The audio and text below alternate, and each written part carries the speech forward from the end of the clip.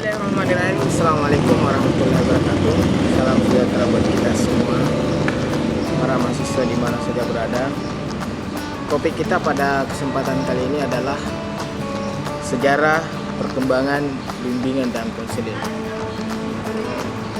Sekalipun pada hari ini adalah hari yang cerah ceria, tetapi kita masih tetap waspada dan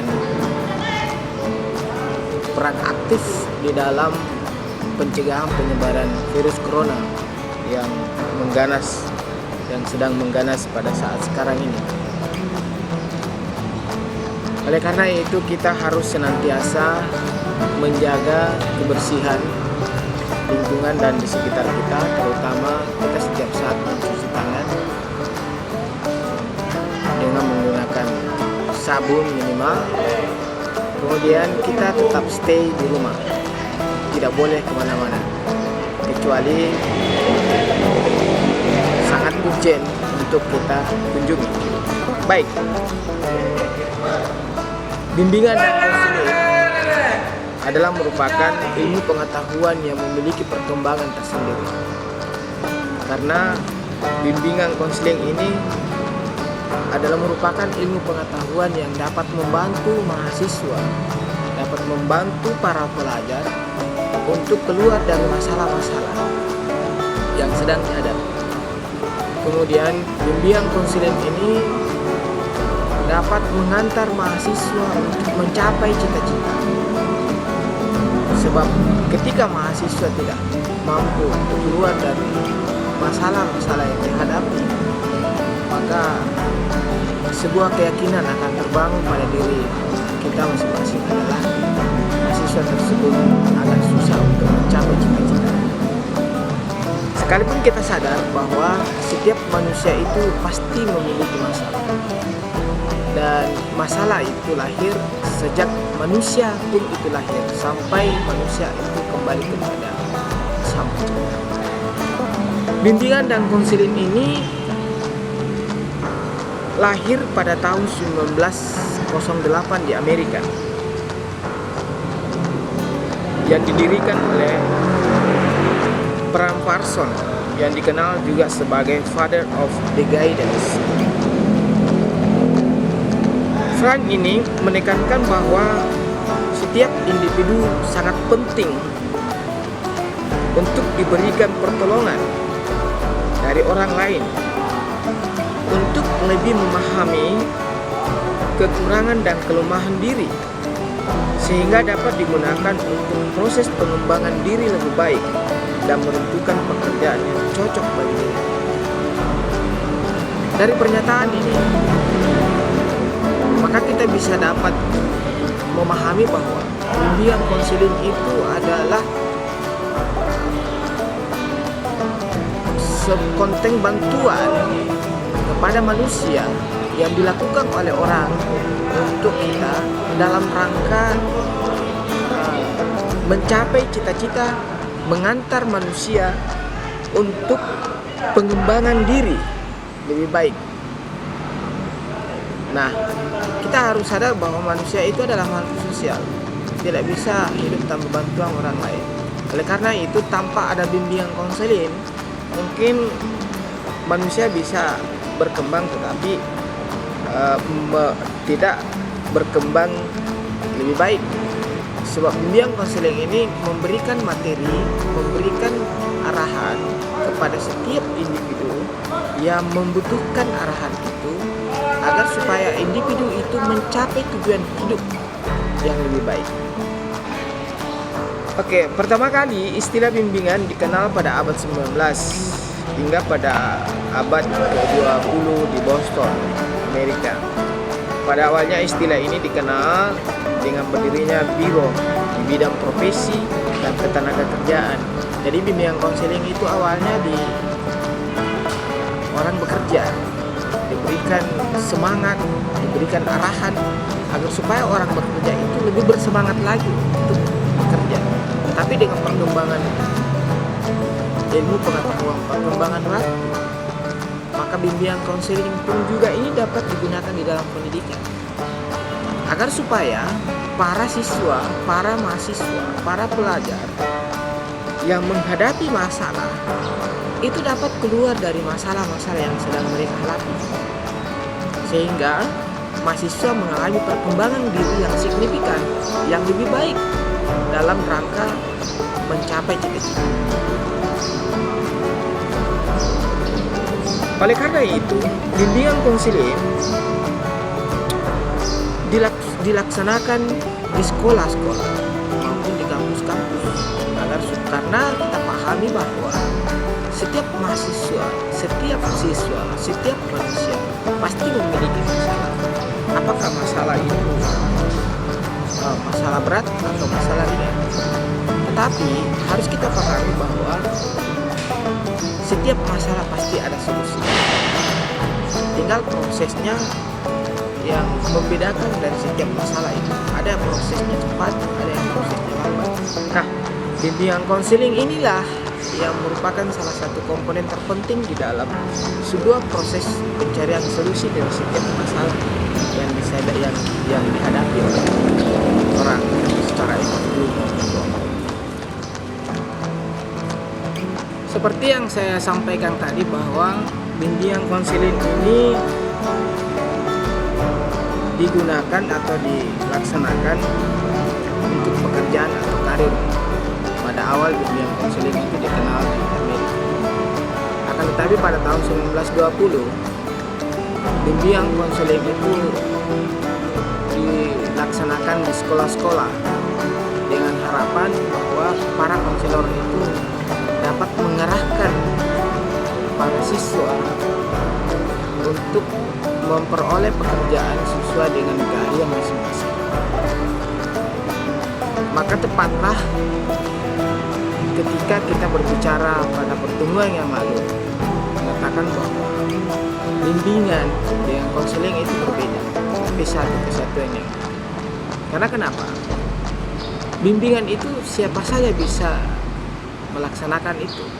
Karena bimbingan kalau dimaknai sebagai mengarahkan, mengantar, maka sopir taksi pun juga bisa menjadi sebuah pembimbing, karena dia mampu mengarahkan dan mengantar ke tempat tujuan kemana kita akan.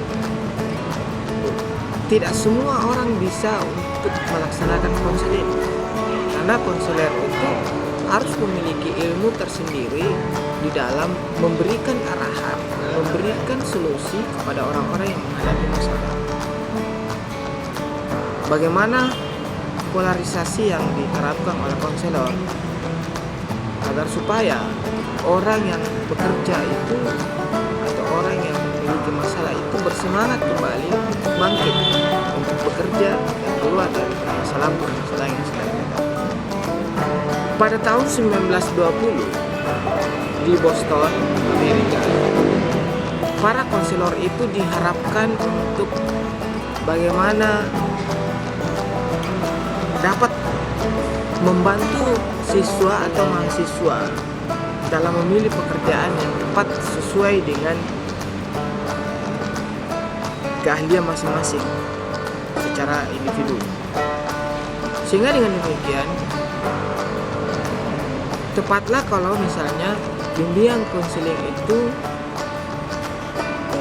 yang dapat melaksanakan konseling itu adalah orang-orang yang memiliki keahlian atau kompetensi tersendiri di dalam memberikan arahan, memberikan solusi terhadap semua masalah yang dihadapi oleh orang.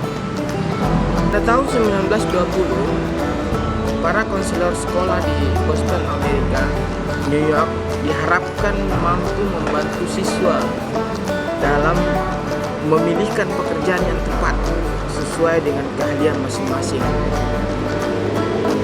Oleh karena itu, tepatlah kalau misalnya saya sampaikan waktu pertemuan kemarin bahwa bimbingan dengan konseling itu adalah sebuah variabel, dua buah variabel yang berbeda, tapi satu kesatuannya. Karena kenapa? Ketika kita berbicara tentang bimbingan, belum tentu jadi konselor, belum tentu menjadi konseling. Tetapi kalau kita berbicara tentang konseling, sudah pasti juga termasuk memberikan sebuah bimbingan. Karena kalau bimbingan artinya adalah mengarahkan, mengantar. Jadi siapa saja yang bisa mengarahkan dan mengantar ke tempat tujuan kita, maka itulah yang dikatakan bimbingan. Tetapi konselor ini adalah orang yang mampu untuk memberikan konten atau materi arahan kepada orang-orang yang membutuhkan, agar supaya orang ini dapat keluar dari segala masalah yang sedang dihadapi. Ataukah konselor ini memiliki kompetensi tersendiri dalam rangka membantu siswa, membantu mahasiswa di dalam memiliki pekerjaan. Jadi saya ulangi lagi bahwa bimbingan konseling ini sebenarnya pada awalnya hanya diperuntukkan kepada orang dalam pekerjaan atau karir. Bagaimana orang bisa bekerja dengan baik, untuk mencapai karirnya dengan baik, sehingga bimbingan konseling ini atau konselor ini berperan penting di dalam memberikan semangat atau memberikan solusi kepada orang dalam rangka mencapai karirnya dalam pekerjaan. Namun pada perkembangan lebih lanjut merambah pada bidang pendidikan, sehingga bimbingan konseling pun juga ini dipelajari di sekolah-sekolah atau di kampus-kampus. Karena kita sadari bahwa seperti yang juga saya sampaikan tadi, bahwa setiap manusia pasti memiliki masalah. Tinggal bagaimana manusia itu mampu untuk keluar dari masalah itu. Nah, sekarang kalau para mahasiswa khususnya mampu untuk keluar masalah, maka bimbingan konseling ini yang berperan penting di dalam memberikan solusi dari setiap masalah-masalah yang sedang dihadapi oleh mahasiswa maupun secara individu. Di mana bimbingan ini dikenal dengan adanya bimbingan dalam segi kepribadian atau personal. Bimbingan konseling juga berkembang di bidang-bidang yang lain, seperti pengertian dan praktek bimbingan konseling terhadap ilmu sosial, budaya, kewarganegaraan, keagamaan, dan lain sebagainya. Jadi sejarah perkembangan bimbingan konseling itu saya simpulkan bahwa bimbingan konseling ini berawal pada abad ke-19, pada tahun 1908 di Amerika Serikat, yang awalnya diperuntukkan untuk pekerjaan dan karir. Tapi dengan perkembangan zaman, dengan perkembangan waktu, maka bimbingan konseling pun juga masuk pada area pendidikan yang akan membantu para pelajar dalam mencari solusi dari setiap masalah yang dihadapi oleh pelajar itu, lalu kemudian mengarahkan para pelajar, para siswa untuk memperoleh pekerjaan sesuai dengan kompetensi atau keahlian masing-masing. Baik, para mahasiswa di mana saja berada, adapun upaya bimbingan konseling secara profesional pada mulanya lahir di Amerika dan berkembang di tahun 20. Banyak faktor yang menyebabkan perkembangan bimbingan konseling sampai saat ini masuk di berbagai disiplin ilmu dan juga di institusi-institusi pendidikan seperti sekolah dan kampus. Yang pertama adalah adanya perhatian dari pemerintah terhadap penduduk. Sebab kenapa? Setiap penduduk yang sifatnya heterogen,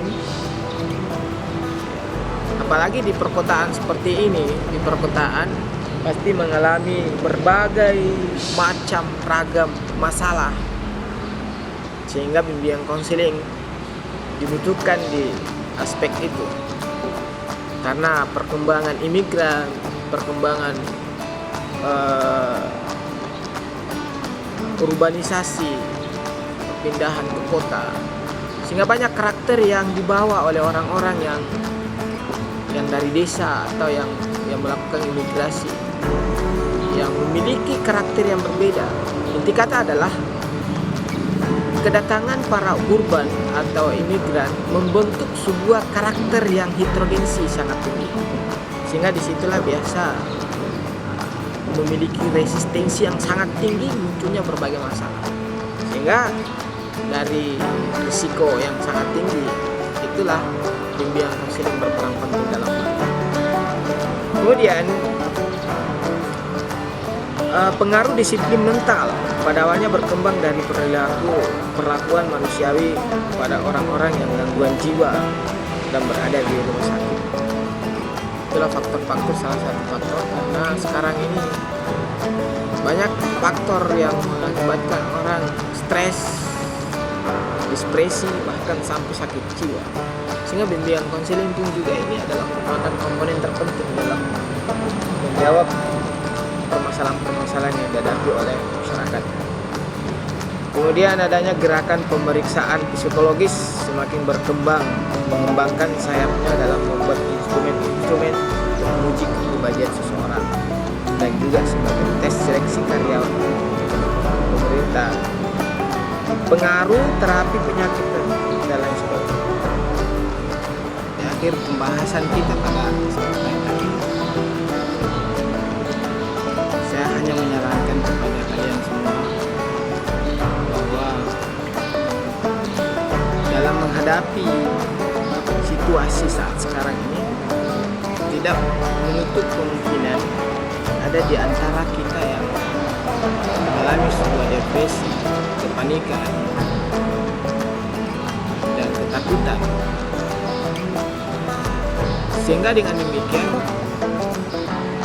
bimbingan konseling ini adalah sebuah komponen terpenting dalam menghadapi corona, supaya di antara kita tidak lagi mengalami kepanikan yang terlalu berlebihan, tidak lagi mengalami ketakutan yang sangat berlebihan, tapi kita tetap tenang dan waspada di dalam menghadapi penyebaran COVID-19 ini.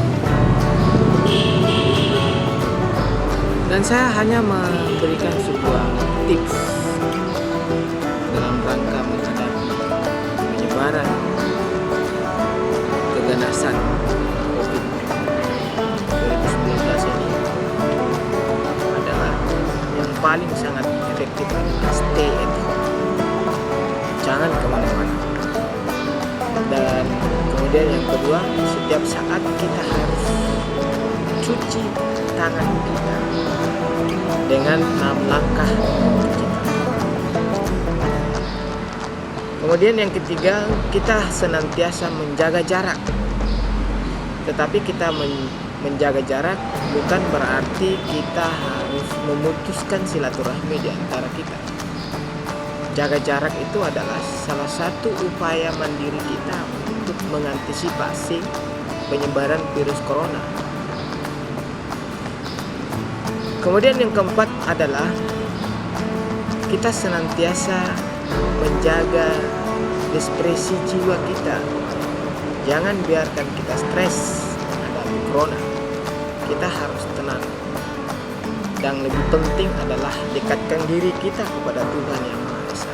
Yakinkan bahwa virus corona ini adalah ciptaan Tuhan, ciptaan Allah Subhanahu wa Ta'ala. Sehingga kehadiran corona dan kebersihan corona itu kita serahkan kepada Allah Subhanahu wa Ta'ala. Kita hanya berikhtiar, berdoa dan berikhtiar. Berikhtiar di sini adalah kita harus ikuti aturan-aturan main pemerintah. Kalau pemerintah memerintahkan kepada kita semua untuk menghindari keramaian, maka kita harus menghindari keramaian. Kita harus senantiasa membersihkan badan kita. Kita harus senantiasa menjaga imun kita dengan menjaga polarisasi makanan kita. Kita harus perbanyak makanan yang bergizi. Kita harus makan buah-buahan, sayur-sayuran. Kita perlu menghindari makanan dalam bentuk kemasan dan siap saji, agar supaya imun kita meningkat dan stabil dalam menghadapi virus corona. Sebab menurut para ahli, dokter, dan para pakar virus, bahwa virus corona ini akan mati ketika imun manusia stabil. Dan virus corona ini akan mati apabila kita mencuci tangan kita dengan sabun. Tidak mesti harus kita pakai hand sanitizer. Kemudian kita harus menghindari jangan sampai kita disemprot dengan disinfektan, karena ini sangat berbahaya menurut para pakar, para dokter, dan para ilmuwan yang memiliki kompetensi dalam hal zat-zat ini adalah sangat penting. Menghindari keramaian, tinggal di dalam rumah, itu adalah salah satu upaya kita membantu pemerintah, membantu orang-orang di sekitar kita untuk memutus mata rantai penyebaran virus corona. Tidak berkumpul bukan berarti kita memutuskan silaturahmi. Kita akan tetap bersilaturahmi via teknologi yang bisa kita manfaatkan saat sekarang. Kemudian tips berikutnya adalah kita harus senantiasa berjumuran jam 10 sampai dengan jam 11. Jangan kita berjumuran menurut pakar, saya hanya mengutip, pagi, karena itu sangat berbahaya pada kesehatan kita. Tetapi berjemurlah jam 10. Baik para mahasiswa di mana saja berada, tugas kalian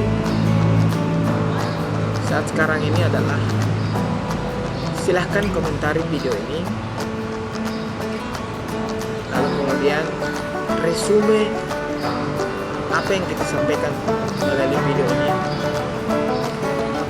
dan silakan dikumpul melalui Google Form yang nanti akan diberikan melalui pengurus. Saya kira cukup sekian video singkat ini yang membahas tentang perkembangan bimbingan dan konseling. Terima kasih. Assalamualaikum warahmatullahi wabarakatuh.